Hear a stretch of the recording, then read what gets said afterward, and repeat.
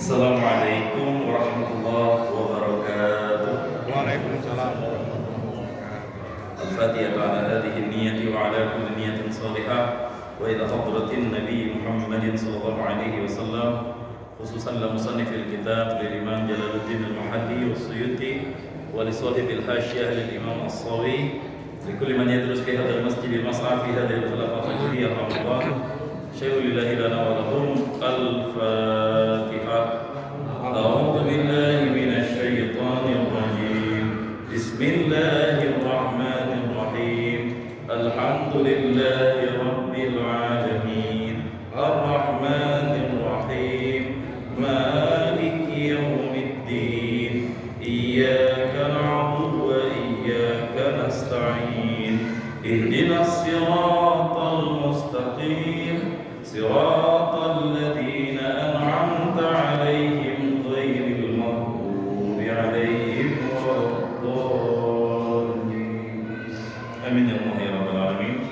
Bismillahirrahmanirrahim. Allahumma faqihna fid din wa 'allimna at-tawil.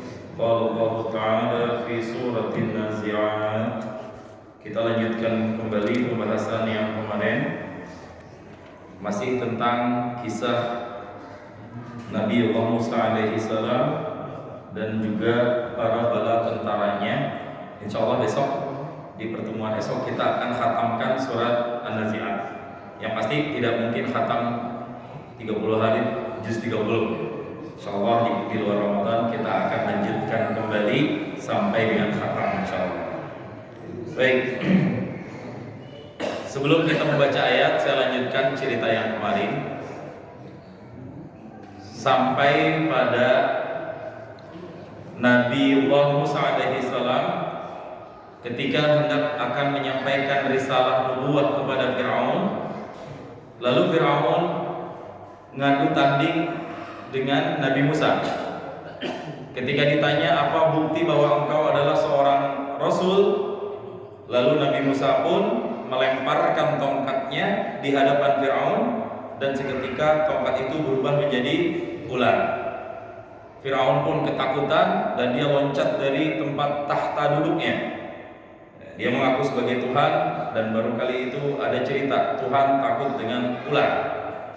Sampai kemudian ditunjukkan mujizat yang kedua, ketika ular itu berubah jadi tongkat lagi, Firaun masih belum percaya. Nabi Allah Musa alaihissalam ini kalau kita baca di surah Toha lengkap cerita itu ada. Lalu Allah perintahkan untuk memasukkan tangannya ke sakunya Nabi Allah Musa alaihissalam. Begitu tangan dikeluarkan, tiba-tiba semerbak cahaya keluar hingga membuat silau para penduduk kerajaan di istananya Fir'aun. Apakah kemudian Fir'aun sampai situ selesai? Tidak. Dia tetap dengan apa yang Allah sampaikan. Fakadzdzaba wa 'asa. Dia berdusta kepada Fir'aun, wa 'asa, dan bermaksiat kepada Allah Subhanahu wa ta'ala. Sampai kemudian Fir'aun membuat sebuah tantangan sekaligus pengumuman sayembara perlombaan. Wahai para penyihir-penyihir yang ada di Mesir dan sekitarnya, kita akan buat pertarungan dan pertandingan. Siapapun yang bisa mengalahkan sihirnya Musa, saya akan berikan untuknya hadiah yang sangat besar. Fir'aun mengklaim itu adalah sebuah sihir, padahal itu adalah sebuah mukjizat. Sampai akhirnya terjadi pertempuran dan disaksikan oleh semuanya. Semua orang diminta untuk berkumpul dan terjadi pertandingan sihir versus mukjizat. Ya. Itu biasanya udah masuk ke big match tuh. Kayak detik ini nih, Real Madrid Atletico Madrid. Masih 2 sama agregat, Pak. Ya. Alhamdulillah Madrid gugur. Ya Madrid, antara Madrid dan Madrid kan.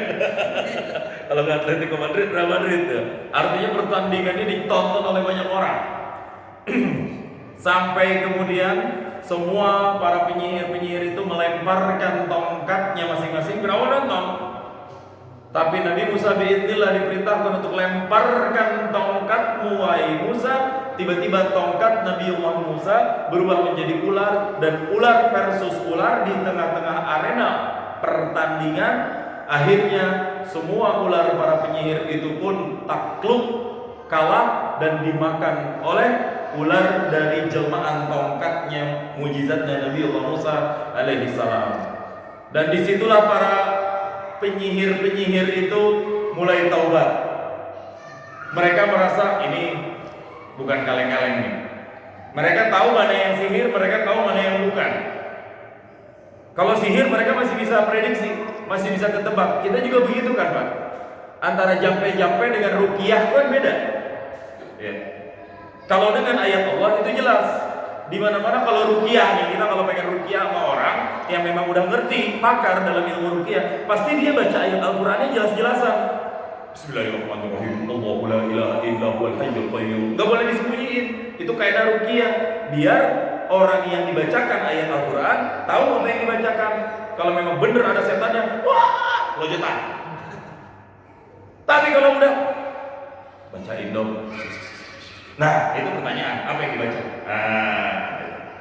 Jadi yang membedakan ruqyah dengan jampe-jampe salah satunya itu. Takutnya yang dibaca mantra-mantra yang tidak benar, mantra-mantra yang batil. Itu yang disalahkan oleh Rasulullah Shallallahu Alaihi Wasallam. Itulah namanya dukun. Barang siapa yang datang ke dukun, bertanya terus percaya, sama dengan dia nggak percaya kepada Al-Quranul Karim. Man ata kahinan, salahu summa yusaddiquhu. Siapa yang datang ke dukun, bertanya summa yusaddiquhu, dia percaya lagi, faqad kafara, maka sungguh dia telah kafir bima unzila ala Muhammadin, dengan apa yang diturunkan kepada Nabi Muhammad. Bahkan barang siapa yang datang ke dukun, lam tuqbal lahu salatun arba'ina yauman, Allah enggak akan terima salatnya selama 40 hari. Datang doang, belum nanya. Datang ke mbak dukun, nanya, itu aja, salat kita udah enggak diterima selama 40 hari. Nah, itu yang membedakan bainal haq wal batil, antara yang hak dengan yang batil. Sampai kemudian para penyihir-penyihir itu pun nyerah dan mengakui kehebatannya Nabi Allah Musa alaihissalam. Dan detik itu para penyihir-penyihir semua yang bertanding, mereka berikrar amanna bi Rabbi Harun wa Musa.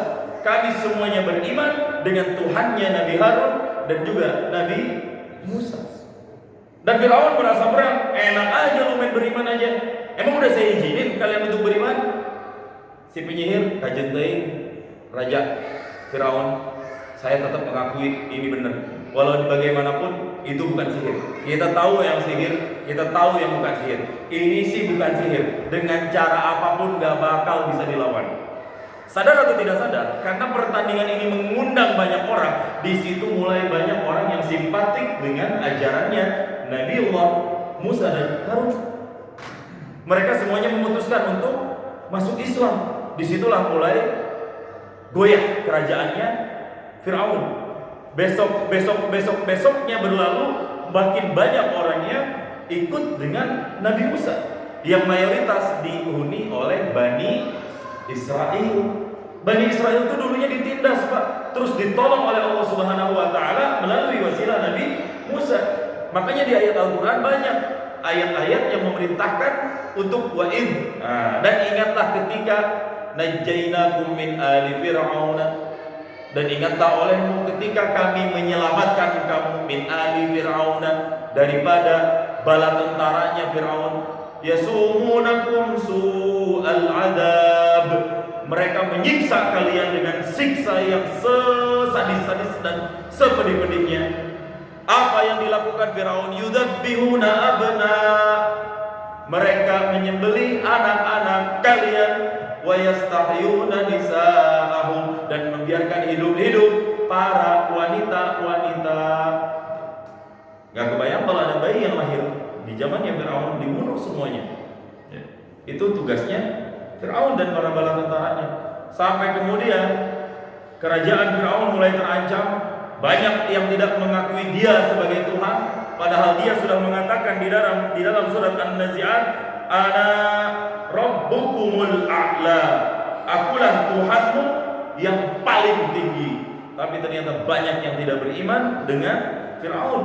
Dan akhirnya yang mayoritas Bani Israel itu pergi menghindar dari siksaan dan penindasan yang dilakukan oleh Firaun, sampai suatu saat mereka lari dan terdengar kabar bahwa Firaun dan golongannya dan para pengikut Musa dan para pengikutnya pergi ke Laut Merah. nggak niat pergi ke Laut Merah sih, cuma menghindar sejauh mungkin sampai tersudut ke satu titik, kalau dalam bahasa Arab Bahrul Ahmar, Bahrul Laut Ahmar Merah, Laut Merah Bahrul Ahmar. Ada yang pernah mendengar namanya Bahrul Bahri itu? Saiful Bahri, pedang laut. Bahrul Ulum, lautan ilmu. Bahrudin, lautan agama. Ada Bahrudin sih. Apalagi Bahri, lautku, Mang Bahri. Tukang AC kalau yang ada bahar-baharnya itu artinya laut. Ya. Bisa juga nanti arti lainnya adalah bubur. Ya. Syair-syair itu muradifat atau sinonim dalam bahasa Arab.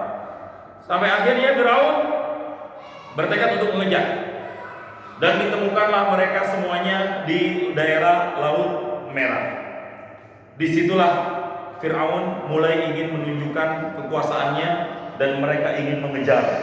Nabi Musa udah mulai merasa kehilangan akal, nggak tahu lagi harus bagaimana.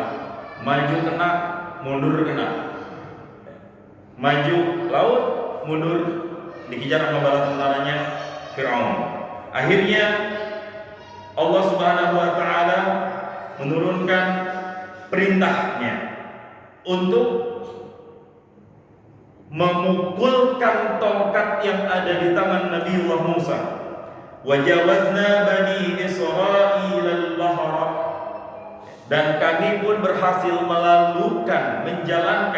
melewatkan golongan-golongan Bani Israel al-bahra, akan laut. Ini ada di surat Yunus ayat 90 sampai dengan 91. Fa'atba'u fir'aun wa junuduhu baghyan wa 'adwa, dan itu semuanya diikuti oleh bala tentaranya Firaun dengan penuh kedengkian, dengan penuh permusuhan. Sampai kemudian diperintahkan untuk dibelah lautan. Laut itu pun terbelah menjadi dua dan memberikan jalan permisi lewat semuanya. Itu udah lewat jauh Pak, udah ke tengah-tengah. Dan Firaun baru sampai ke titik di mana Nabi Musa dan Bani Israel masuk lewat jalur laut itu, masih kebuka. Dia ngomong ke bala tentaranya, tingali ye, aing teh Tuhan bener. Lihat nih, laut kebelah kan, ngasih jalan buat kita kan. Padahal itu yang membelah Nabi Musa. Masih sempet-sempetnya lagi ngebohong. Sampai kemudian hatta idza adrakahul gharq, sampai kemudian ketika pasukan Nabi Musa dan Harun juga Bani Israel sudah sampai menuju daratan, Allah pun perintahkan kembali untuk memukul laut tersebut. Begitu dipukul, akhirnya adrakahul gharq, Fir'aun dan bala tentaranya pun terkurung di dalam laut dan mereka semuanya tenggelam. Dalam masa-masa tenggelam itu Pak, terjadi drama yang sangat menarik. Si Fir'aun ternyata berkata, qala amantu annahu la ilaha illalladzi amanat bihi banu Israil wa ana minal muslimin. Fir'aun pun berkata, amantu, sekarang aku beriman bahwa sesungguhnya tiada Tuhan kecuali Tuhan yang disembah, yang diyakini oleh Bani Israel, dan aku termasuk golongan orang-orang yang muslim.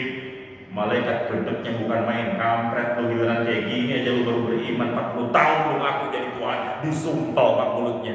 Akhirnya kata-kata ini tidak sempat terucap dan dia nggak sempat mengucapkan imannya. Al-ana wa qad asaita qabl, sekarang lo baru beriman. Wa qad asaita qabl, sebelumnya engkau berbuat maksiat. Wa kunta minal mufsidin, ayat 91-nya. Dan engkaulah wahai Fir'aun termasuk orang-orang yang suka berbuat kerusakan di muka bumi ini. Itu hati-hatinya, kita takutnya kayak gitu. Dan di dalam tafsir Jalalain yang kita bacakan Pak, antara kata-katanya Nabi Musa kata-katanya Fir'aun pengen beriman dengan dia mengucapkan ana rabbukumul a'la, aku Tuhanmu yang tinggi, itu arba'una sanatan, 40 tahun Pak. Artinya 40 tahun dia merusak, sehari dia pengen bertobat. Sebenarnya bisa aja diterima oleh Allah, untungnya keburu mati.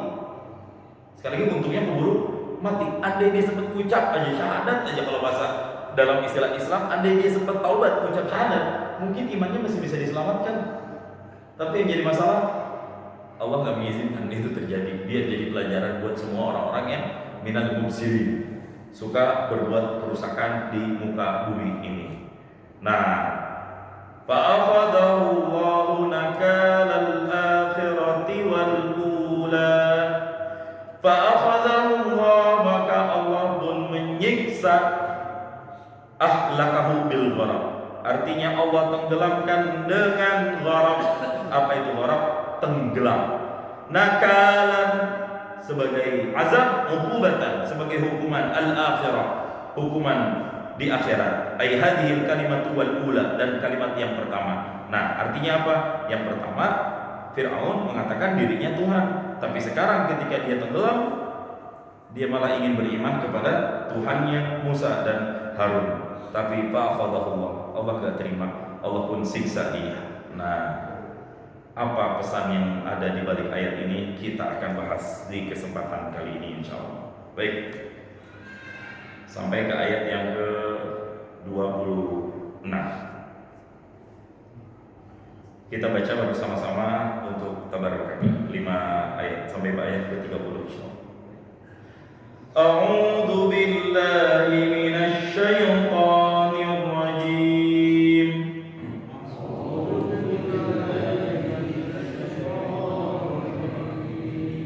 Inna fi dzalika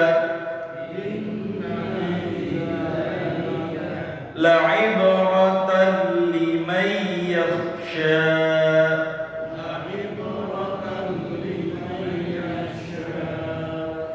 أأنتم أشد خلقا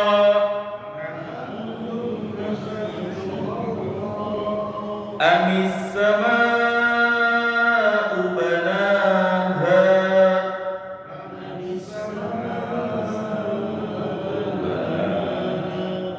رفع سمكها فسواها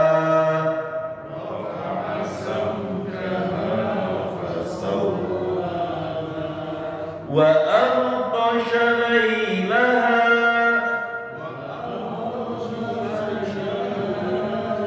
وأخرج ضحاها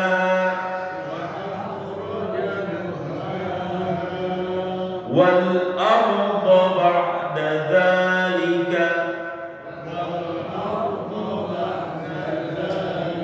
دحاها.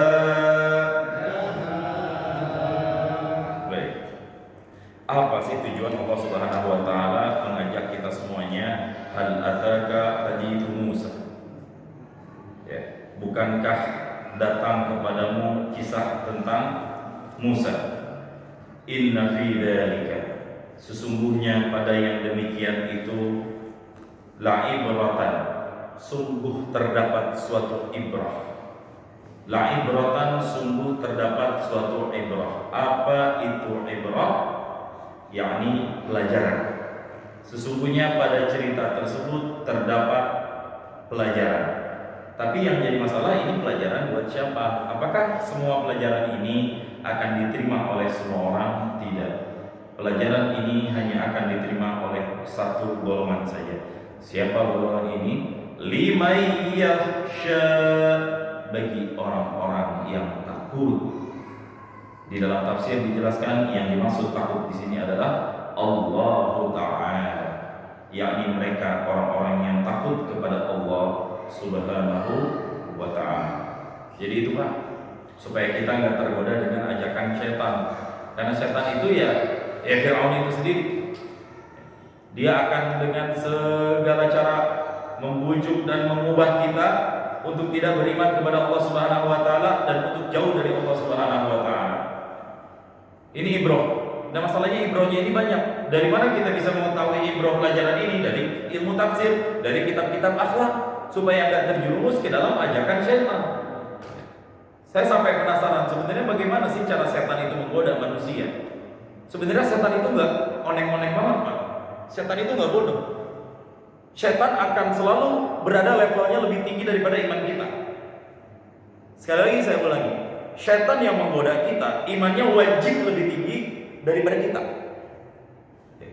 Nggak mungkin orang yang kuat imannya, misalnya seperti Pak Sidik, didatangkan syaitan, syaitannya adalah syaitan yang rada-rada gelok. Nggak mungkin. Dan syaitan juga berakal, nggak mungkin dia menggoda orang gila. Ngapain digoda orang gila? Artinya apa? Jika target setan adalah SD kelasnya, maka setan yang didatangkan minimal SMP.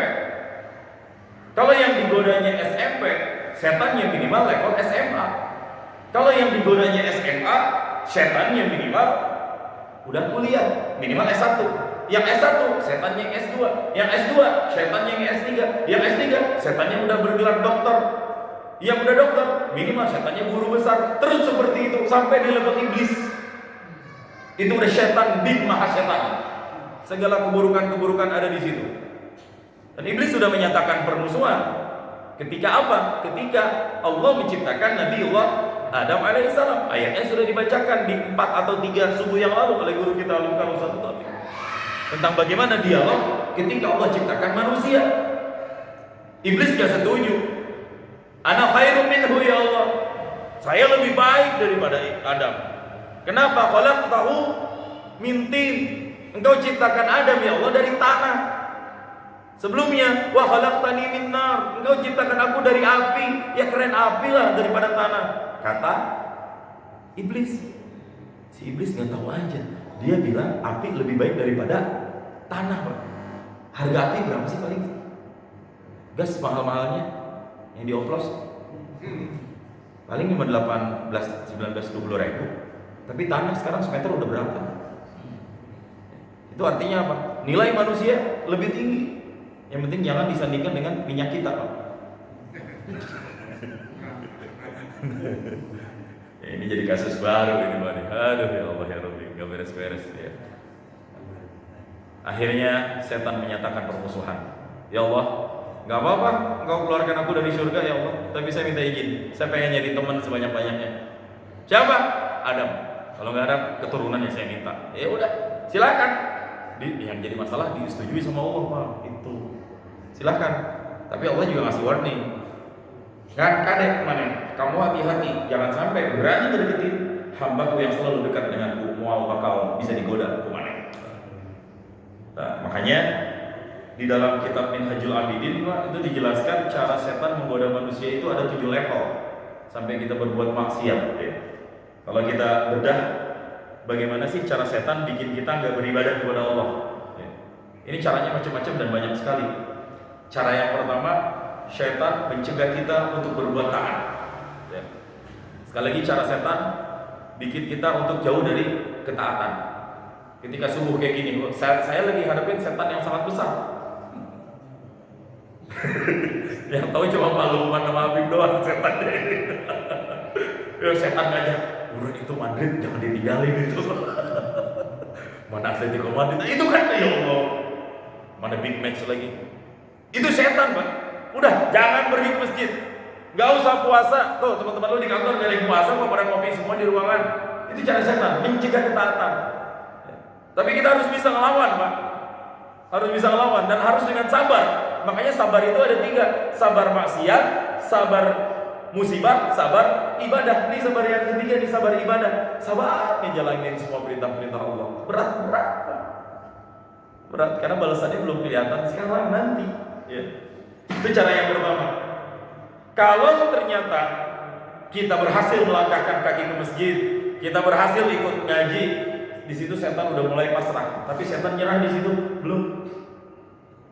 Dia pakai level yang kedua. Apa kata setan? Amarahu ayyum ajil.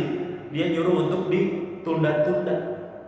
Udah ntar aja, pas sudah komat jalannya. Udah ntar aja, Ustaz Mudhafi di hari Jumat Pak bacanya agak panjang. Ntar aja habis sholat, habis sujud tilawah datangnya. Misalnya, itu kan cara dia untuk nunda-nunda. Ke masjid udah jadi, tapi ditunda-tunda. Ntar aja, gampang. Biar nanti pas Allahu Akbar langsung. Terawih itu banyak banget tempat yang kecolongan. Waladhdallin amin. Baru diri Allahu Akbar. Itu bagian dari cara setan nunda kita biar jangan takbiratul ihram bareng imam. Ini contoh dalam konteks yang dekat-dekat aja lah. Minta ditunda biar jangan dilakukan segera. Taat udah nyerah dia, ternyata dia tetap melakukan ketaatan. Tapi yang kedua, dia minta untuk ditunda-tunda. Tapi ternyata emang dasar masjid Mas Ahmad jamaahnya soleh-soleh Pak, alim-alim ahli surga semua. Akhirnya berangkatlah semuanya ke masjid. Cukup nggak kira-kira setan di situ? Belum cukup Pak. Setan akan melakukan al-khittah at-thalithah, langkah yang ketiga.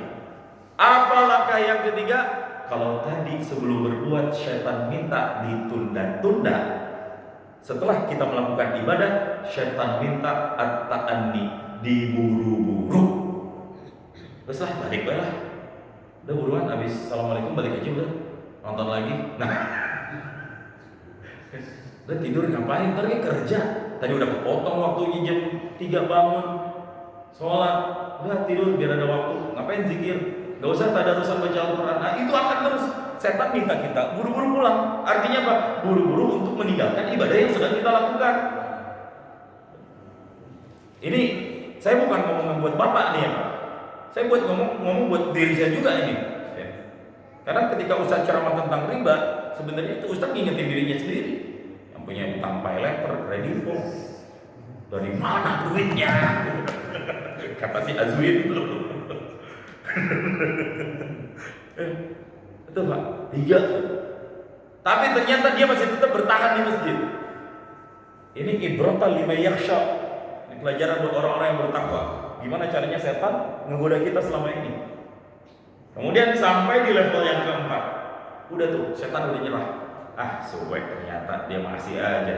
Habis sholat dia ngaji, habis ngaji dia tadarusan, di rumah dia tadarusan lagi. Dibikin langkah yang keempat. Nih di tiga jalan pertama setan udah nyerah. Dia cari jalan yang keempat apa? Ditanamkan ke dalam hatinya ar-riya. Apa itu riya? Pengen dilihat. Itu arti riya. Ya. Riya itu berasal dari kata-kata ra'aya, ru'yah. Ru'yah kan melihat hilal. Ru'yah hilal, melihat hilal. Pakai hamzah, bukan pakai qaf. Kalau pakai qaf, ruqiyah, artinya ruqyah. Kalau pakai hamzah, ru'yah artinya melihat. Riya, orang yang amal-amalnya pengen dilihatin sama orang lain. Tuh. Akhirnya dia tetap bertahan di majelis, dia tetap ngaji, dia tetap ibadah. Tapi dalam hatinya, wah, biar gua kelihatan alim sedikit, soleh dikit. Kalau pulang mah gak enak, kelihatan sama Ustaz Meden, misalnya tawan buruan. Itu kan cara setan menggoda.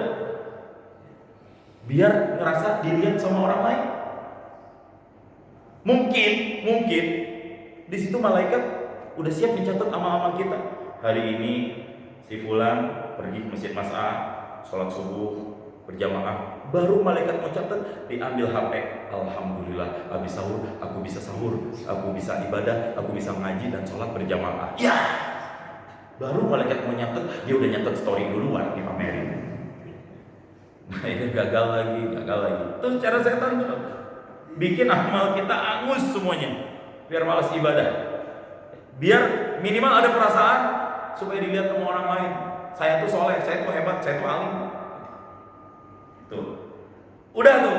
Oh ternyata dia nggak ada niat riya. Oh ternyata dia nggak pengen dilihat orang. Tapi yang jadi masalah ketika riya tidak ada, setan punya celah. Di celah yang kelima, cara setan menggoda kita di langkah yang kelima apa? Ditanamkan sifat ujub dalam hati kita. Apa itu ujub? Berasal dari kata-kata ajiba ya'jabu atau ajaba ya'jibu yang artinya merasa terkagum-kagum. Ujub adalah orang yang merasa kagum dengan amal-amalnya sendiri. Saya mau udah soleh banget Pak. Cek aja sama Pak Bendung, sedekah saya paling banyak. Tanya aja nih, karpet nih. Nih, saudara, nih di awal nih kalimat berikutnya enak banget tuh lanjutin. Itu kan bagian dari cara kita membanggakan amal sendiri. Beda ya dengan tahadus bin nikmah. Kalau tahadus bin nikmah ada tujuan, memotivasi orang yang nggak berbuat supaya berbuat. Itu tahadus bin nikmah. Wa amma bi ni'mati rabbika hadis, dengan nikmat Tuhan yang Allah berikan kepadamu, hadir, ceritakan ke orang lain supaya terinspirasi, supaya termotivasi.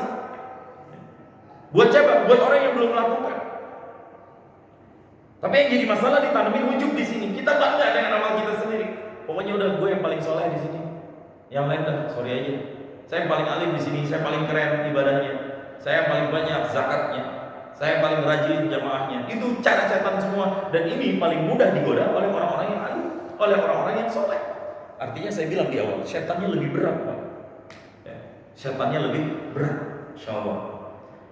Ternyata ujub nggak mempan, riak nggak masuk, diburu-buru enggak, dilambat-lambatin dia buru-buru beribadah. Taat dijalankan, dipakai cara yang keenam dengan cara apa? Siasat. Apa itu siasat? Setan akan berkata kepada hati kita dengan bisikannya yang yuwaswisu fi sudurin nas. Dia bisikin ke dalam hati kita tanpa kita sadari, hai kamu, beribadahlah kamu dengan rajin. Kamu tidak perlu membanggakan amalmu, kamu tidak perlu memperlihatkan ibadahmu. Biarlah Allah yang nanti akan menampakkan semua ibadah-ibadahmu, yang akan menunjukkan kesolehanmu kepada semua orang yang ada di sekitarmu. Oh, itu cara yang lebih halus lagi, Pak. Ini hanya orang-orang yang punya hikmah yang tahu. Jadi setan ngebisikin ke dalam hati kita. Ya udah, kita nggak pengen dilihatin, tapi dia merasa ntar juga Allah yang bakal ngeliatin. Nah, jadi udah meminjam nama Allah di sini. Untuk apa? Untuk menjauhkan kita dari perilaku, dari perbuatan taat. Insyaallah. Ini dalam kitab Minhajul Abidin dijelaskan seperti itu. Insyaallah. Dan yang terakhir, jalan ketujuh yang ingin diraih oleh setan adalah dengan cara merayu. Nah, ini level yang paling parah. Ada orang-orang yang dulunya rajin ibadah, terus gak rajin ibadah lagi. Gara-gara apa? Kena rayuan setan, Pak. Gimana cara setan ngerayu? Udahlah, gak usah ibadah. Ente ibadah sungguh-sungguh. No, lihat no, banyak orang-orang yang ujung-ujungnya celaka di akhir ceritanya. Kalau emang Allah udah tetapkan ente celaka di ujung cerita, ente bakal celaka. Ngapain sholat sunat ribuan rakaat? Ngapain kodok-kodok sholat? Ngapain banyak bayar zakat? Ngapain puasa Ramadan? Udah percuma, ente kalau udah ditetapkan surga baik. Nah, percuma ibadah kalau ujung-ujungnya masuk neraka juga. Kalau udah ente catat ente neraka, ente bakal neraka walau ibadah serajin apapun, walau ilmu setinggi apapun. Itu cara setan.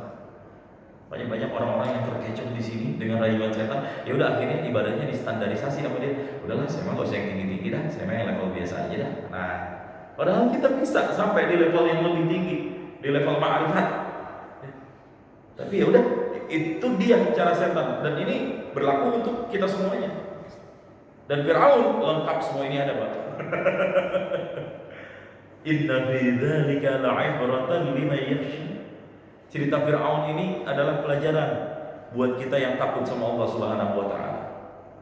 Siapa orang yang takut sama Allah Subhanahu wa taala? Innama yakhshallaha min ibadihi al-ulama. Orang-orang yang memang muncul takut sama Allah itu adalah orang-orang yang memiliki ilmu. Artinya apa? Ujung-ujungnya Allah ngajak kita untuk ngaji dan belajar. Masya Allah. Ya. Baik, kita lanjut ke ayat yang berikutnya. Ayat yang ke-27. A'antum asyaddu khalqan amis sama'u banaha. Fir'aun sudah merasa bahwa dirinya hebat, dan Allah pun bertanya kepada Fir'aun, A'antum asyaddu khalqan, apakah kamu adalah yang paling hebat nisbah penciptaan? Amis sama'u banaha, ataukah langit yang telah diciptakan oleh Allah Subhanahu wa ta'ala? Antum dibacanya dengan a, ada dua hamzah di situ. Bitahqiqil hamzatain. Bisa juga nanti dengan dipanjangin antum, tapi itu dalam qiraat yang lain. Qiraat kita tetap antum. Ini yang jadi permasalahan. Allah kan bilang antum.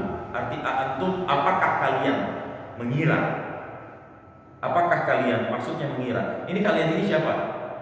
Pertama bisa dimaksud di dalam tafsir ai munkirul ba's. Kalian orang-orang yang mengingkari kebangkitan di hari akhir nanti. Apakah kalian yang mengingkari akan terjadinya hari kebangkitan? merasa asyaddu khalqan, lebih hebat dalam hal penciptaan, anis sama'u, ataukah langit asyaddu khalqan, yang paling hebat, banaha, yang telah membangun akarnya langit oleh Allah Subhanahu wa taala. Ini banaha bayanun li kaifiyyati khalqiha. Ini adalah tata cara Allah Subhanahu wa taala untuk menciptakan langit, dan ini teknik Allah mematahkan hujah mereka. Sehebat apa sih penciptaan kamu? Gak usah dibayangin sama semua penciptaan Allah yang begitu banyak, yang belum semua ciptaan Allah tereksplorasi, baik dari segi floranya, apalagi faunanya.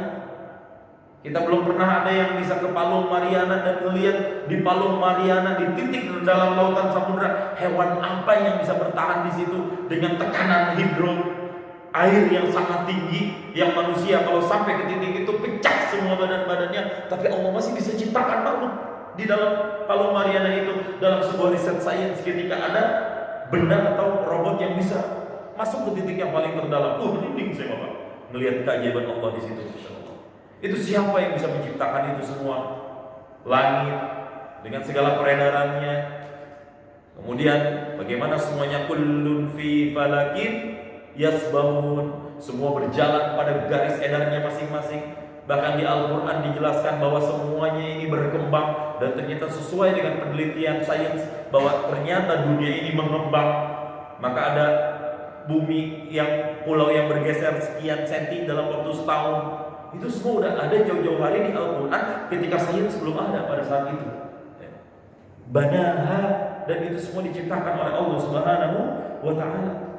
Ini tuh Allah taubih, ingin menghinakan mereka yang mengingkari penciptaan Allah Subhanahu wa taala. Satu aja yang Allah angkat di sini, anis sama, ataukah langit, banaha, yang telah dibangunkan oleh Allah Subhanahu wa taala. Langit ada di atas Pak, logikanya nggak ada tiang yang Allah pancangkan secara kasat mata, tapi kenapa langit bisa tegak dan bisa kokoh di situ? Nah, kemudian ayat berikutnya, rafa'a samkaha fasawwaha, rafa'a samkaha, mengangkat ia Allah Subhanahu wa taala, meninggikan. Maksud mengangkat itu Allah meninggikan. Samkaha, atap strukturnya langit.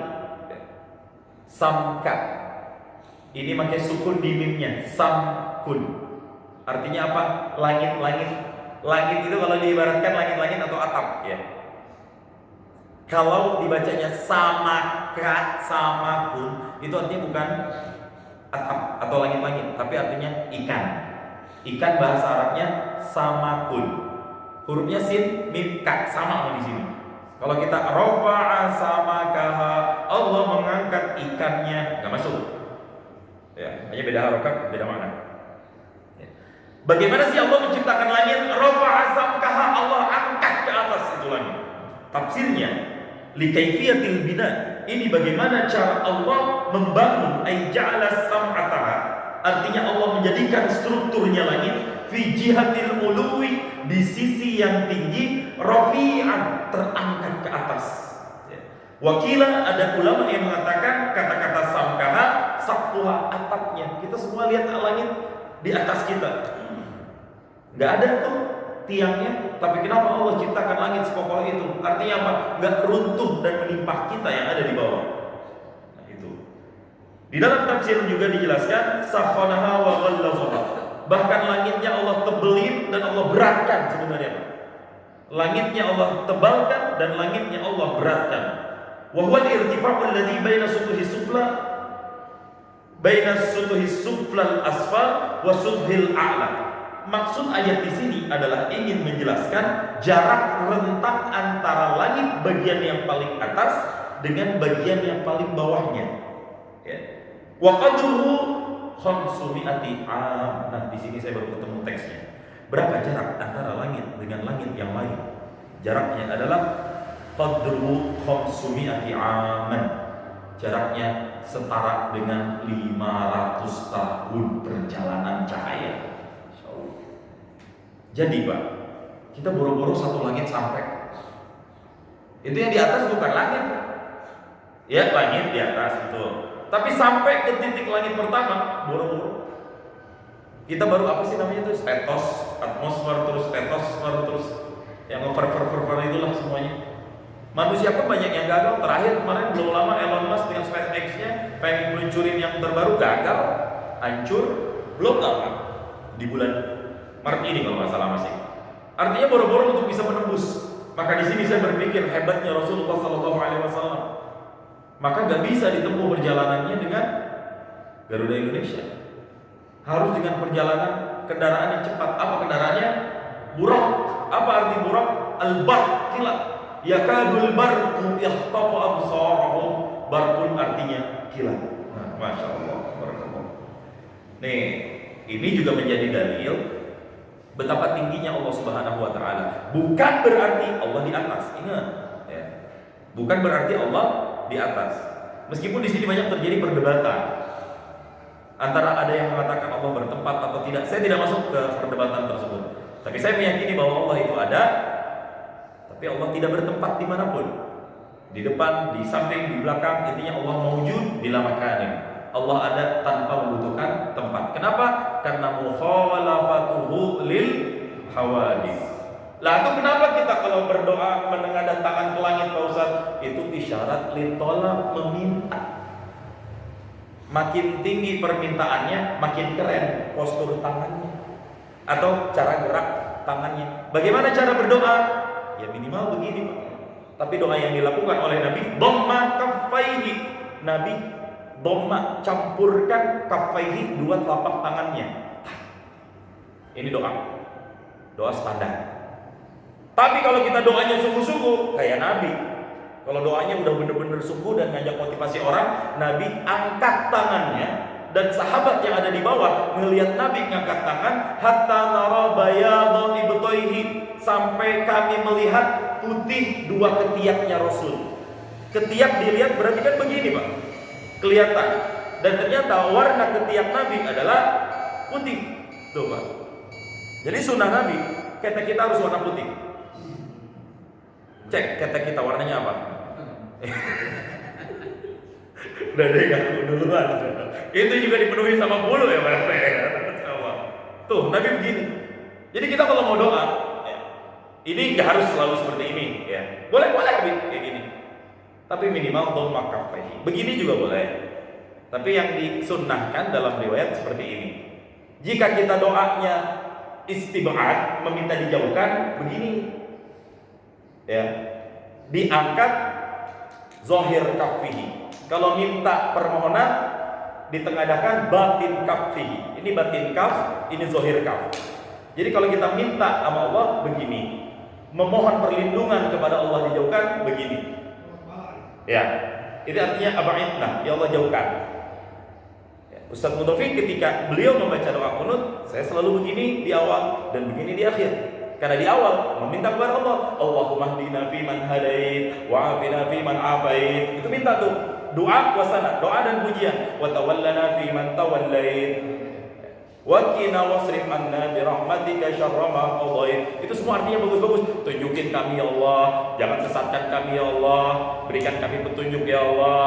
Jangan kau palingkan kami sebagaimana kau palingkan mereka. Fa innaka taqdi wa la yuqda alaik, karena engkau yang memutuskan, tak ada yang bisa memutuskan di atas kau. Fa innahu la yadhillu man walait, enggak akan ada bisa yang menghinakan orang yang telah engkau rendahkan, dan enggak ada orang yang bisa merendahkan orang yang telah engkau hinakan. Fa innaka taqdi wa la yuqda alaik, fa innahu la yadhillu wa la ya'izzu man adait, falakal haqqu ala ma qadait. Bagimu ya Allah segala pujian-pujian atas apapun yang telah engkau tetapkan. Ustaz Mudafi, lanjutkan doa beliau. Bebas, kita bisa lanjutkan dengan doa apapun. Kita ikut doa imam. Allahumma fa'annal bala. Ya Allah, jauhkanlah kami dari musibah bala. Wal waba, bencana. Wal fahsya, kejelekan-kekejian. Wal munkar, kemungkaran-kemungkaran. Wasyada'ida, keburukan-keburukan yang jelek, ya, perkara-perkara yang sadis, yang jelek-jelek, ya. Ma zahara minha wa ma batan, baik kejelekan yang tampak maupun kejelekan yang tidak tampak. Min baladina khassah, dari negeri kami ini khususnya. Nanti boleh disebut negeri apapun, tapi yang kita maksud adalah daerah kita sendiri, Indonesia, tanah sereal, kampung kita, semuanya sesuai dengan yang masing-masing. Wa fi buldanil muslimina ammah, dan juga umumnya bagi semua negeri di daerah orang-orang muslim. Innaka ala kulli syai'in qadir. Di situ balikin lagi, sesungguhnya Engkau Maha, pengampun lagi, Maha penyayang. Tuh. Itu kaifiat tata cara berdoa, Allah terima. Tapi Allah juga melihat.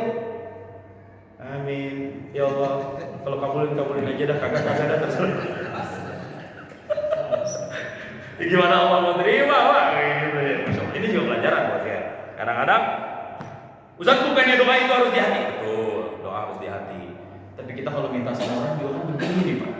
Logikanya kalau mohon maaf ya, para peminta-minta begini. Bagaimana orang tahu kalau dia meminta atau tidak meminta ya?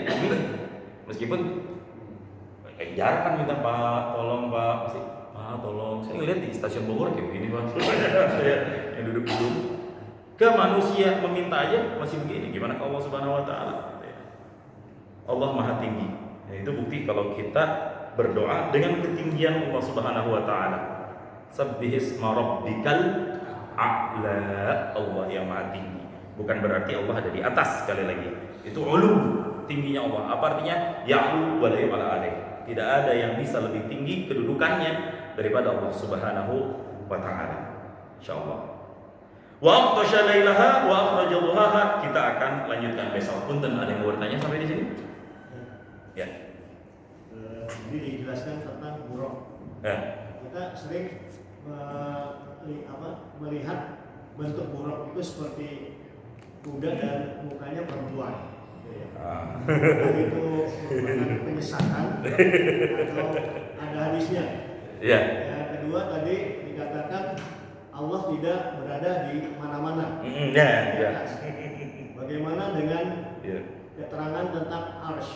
Ya. Arsy Allah atau singgasana Allah, atau ketika seorang yang puasa itu mendapatkan dua kenikmatan, berbuka dan melihat wajah Allah di surga. Nah, itu bagaimana penjelasan? Terima kasih. Barakallahu fikum. Terima kasih. Saya lihat di Google dulu, Pak. Buruk, gambar buruk. Iya, Pak, bener, Pak. Kuda di ujungnya kepala perempuan, Pak. Al-buruk. Ya. Buruk asli seperti apa juga nggak ditampakkan. Buruk itu memang mirip, intinya itu urusan gaib ya, Pak. Apapun difantasikan oleh kita, faktanya walaisa kadzalik, tidak seperti itu. Itu yang kita yakini dulu. Tapi apakah ada itu buruk? Ada. Apakah itu ada buruk? Ada. Yang hanya tahu adalah Rasulullah Sallallahu Alaihi Wasallam. Kenapa Rasul yang tahu? Ya, beliau sahibul syariah yang menurunkan syariat bersama Allah Subhanahu Wa Taala. Sahibul syariah cuma dua, Allah dan Rasulullah. Udah. Itu yang berhak untuk mengetahui yang gaib, yang tidak gaib. Kita cukup beriman. Hanya dijelaskan bentuk gambarnya saja seperti itu. Yang perlu kita yakini satu, buruk ini adalah makhluk. Itu. Adapun nanti bersayap, ya karena terbang butuh sayap. Seperti binatang, ya, karena dulu belum ada mobil. Mungkin dulu kalau ada mobil kali bentuknya Allah ubah jadi mobil. Wallahu a'lam apakah seperti itu atau tidak. Ya. Itu satu. Yang kita lihat itu bukan seperti itu. Itu hanya fantasi orang-orang saja. Bagaimana sih menggambarkan dalam mimpi, tapi faktanya tidak seperti itu. Kemudian Ar-Rahmanu 'alal arsy istawa. Ini masalah. Kalau kita bicarakan bisa setengah jam atau 1 jam lebih. Dan mungkin tidak semua kita sepaham dengan pendapat yang mengatakan demikian. Kalau saya meyakini apa yang dijelaskan oleh para guru-guru dan para ulama, bahwa yang dimaksud dengan istawa di situ, istawa itu istiwa. Istiwa itu maknanya kalau dicek di kamus lebih dari 17. Mau ngambil yang mana? Ada yang artinya bersemayam, ada yang artinya istaula berkuasa, ada yang artinya istawa itu bersinggah sana. Kita ngambil yang mana? Di situ yang kadang-kadang terjadi perdebatan dan perbedaan pendapat yang sangat kuat. Saya sendiri meyakini bahwa maksud daripada Allah beristiwa di atas arsy, ay Allah istaula 'alal arsy, menguasai arsy. Bukan berarti Allah berada di atas arsy. Kenapa saya tidak mengatakan seperti itu? Sesuai dengan apa yang disampaikan oleh guru-guru kami dan athar di dalam kitab tafsir juga dijelaskan, supaya jangan sampai kita mentajsimkan Allah, merupakan Allah dengan bentuk seakan-akan Allah itu seperti makhluk yang membutuhkan tempat. Kita kalau nggak nyender, nggak ada di atas ini, nggak bisa. Kita harus butuh tempat. Kenapa? Karena kita makhluk. Sementara Allah mukhalafatuhu lil hawadith. Allah berbeda dengan makhluk. Dalam ayat laisa kamitslihi syai'un. Tidak ada yang menyerupai Allah Subhanahu wa taala. Maka diterjemahkan dengan takwil, maksud daripada istiwa itu adalah istaula alal arsh, menguasai Allah Subhanahu wa taala di atas arsh. Dan Al-Qur'an sering memberikan ungkapan-ungkapan demikian. Ya. Alhamdulillah, ya, kata Pak Deddy Mulyadi, Gubernur Jawa Barat, di depan anggota dewan, setelah kita semua memperebutkan kursi, itu kan harus paham. Maksud memperebutkan kursi bukan pada perebut duduk nyari kursi, enggak, bertarung pemilu dan lain sebagainya. Itu kalimat kiasan, dan Al-Quran sering membuat kiasan seperti itu dengan pemaknaan yad, tangan itu kekuasaan. Ya, entah di tangan saya habis kamu. Itu artinya di kekuasaan saya atau dengan kekuatan saya kamu nggak akan bisa main-main. Nah, ungkapan seseorang seperti itu. Al-Quran yang penuh dengan ijaznya, Allah sering menggambarkan gambaran seperti itu. Nanti jangan kaget kalau Bapak ada yang berbeda penafsiran dengan apa yang saya sampaikan. Saya udah bocorkan. Itu nanti tergantung keyakinan kita masing-masing. Tapi saya tetap meyakini bahwa maksud istiwa itu adalah Allah menguasai, bukan Allah berada di atas. Masalahnya kalau udah ngomong di atas, di kiri, di kanan, di bawah, di depan, di belakang, itu berarti bertempat. Allah Maha Suci dari itu semua. Sekali lagi, saya tetap menghormati bila ada yang berbeda pandangan soal masalah ikhtilaf ini. Kenapa? Karena ini ayat mutasyabihat, ayat yang sifatnya samar dalam penafsiran, seperti alif lam mim. Apa yang tahu? Gak ada yang tahu. Di dalam tafsir Allahu a'lam. Yang dijelaskan hanya Allah yang Maha tahu artinya. Itu untuk perdebatan atau diskusi lebih lanjut kita bisa di luar forum insyaallah. Baik. A'udzubillahi minasyaitonir rajim. Bismillahirrahmanirrahim. Alhamdulillahirabbil alamin. Hamdan na'imin, hamdan syakirin, hamdan yuwafi ni'amahu wa yukafi mazidah. Ya Rabbana lakal hamdu wa lakal mulku wa lakal syukru kama yanbaghi li jalali wajhikal karimi wa 'azimi sultanik. Allahumma shalli ala sayyidina Muhammad wa ala ali sayyidina Muhammad. Allahumma aslih aqibatana fil umuri kulliha wa ajirna min khizyid dunya wa 'adzabil akhirah. Allahumma innaka 'afuwwun karimun tuhibbul 'afwa fa'fu 'anna ya karim, fa'fu 'anna ya rahim, fa'fu 'anna ya arhamar rahimin. Allahumma ighfir lana dhunubana wa liwalidayna warhamhuma kama rabbayana shighara. Allahumma ighfir lil muslimina wal muslimat wal mu'minina wal mu'minat al ahya'i minhum wal amwat.